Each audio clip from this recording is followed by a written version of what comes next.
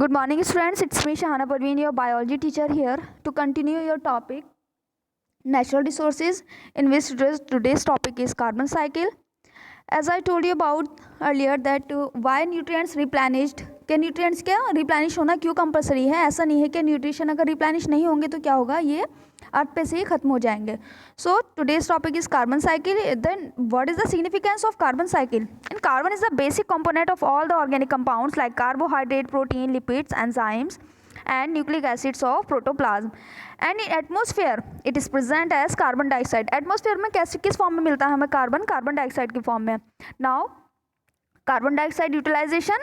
Carbon dioxide is utilized by the photosynthetic organisms like green plants, photosynthetic bacteria, diatoms and blue green algae in the process of photosynthesis.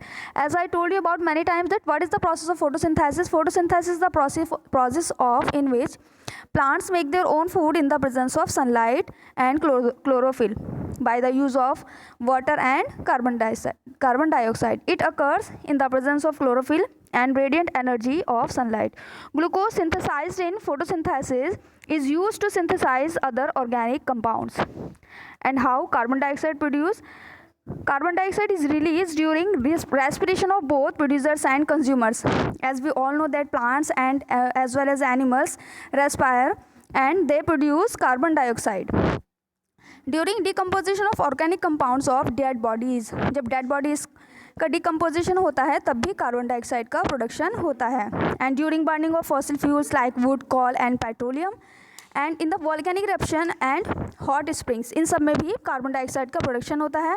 And during weathering of rocks by acids produced by microorganism and roots of higher plants. अगर हम बात करें weathering की, जिसमें हमने पढ़ा है कि सॉइल का फॉर्मेशन होता है. What is the process of weathering?